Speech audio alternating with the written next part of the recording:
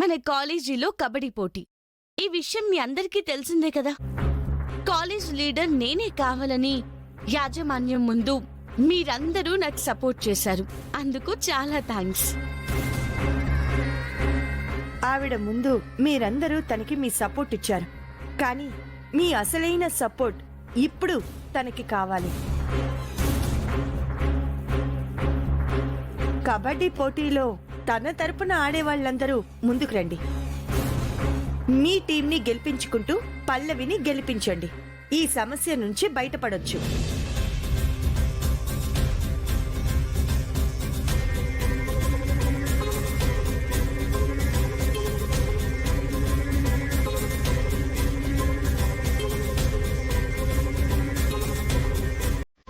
ఏం మాట్లాడరేంటి?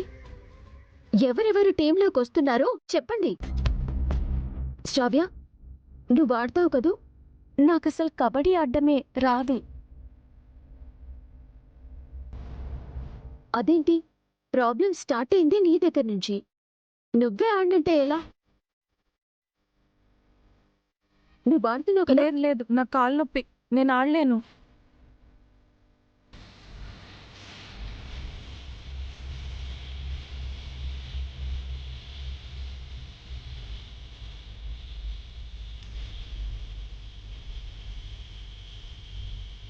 నువ్వు సారీ పల్లవి, నేను ఆడలేను. ఇదేంటిది? ఎవరికి వాళ్ళు మీకు సపోర్ట్ అంటున్నారు, కానీ మేమాడము అంటున్నారు. ఎవరు ఆడకపోతే ఎలా? ఎవరు లేకపోతే పోటీలో ఎలా పాల్గొంటాం? పల్లవి, నీకు సపోర్ట్ చేయాలని అందరికీ ఉంది. నువ్వైతేనే వాళ్ళ ప్రాబ్లం సాల్వ్ చేయగలవనే నమ్మకం వాళ్ళకుంది.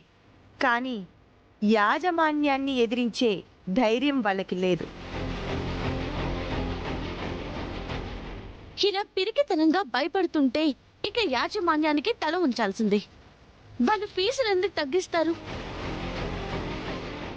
వాళ్ళకి అన్నీ తెలుసు, కానీ యాజమాన్యానికి వ్యతిరేకంగా వెళ్తే ఒక ఫీజే కాకుండా ఇంకా ఎన్ని రకాలుగా ఇబ్బంది పెడతారో అని వీళ్ళ భయం.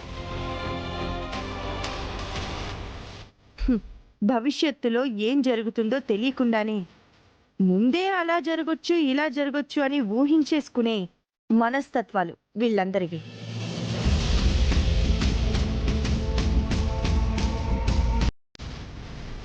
మరి ఎలా పెద్దమ్మా? ఎవ్వరూ ఆడకపోతే పల్లవి ఈ పోటీ నుండి తప్పుకోవాలా?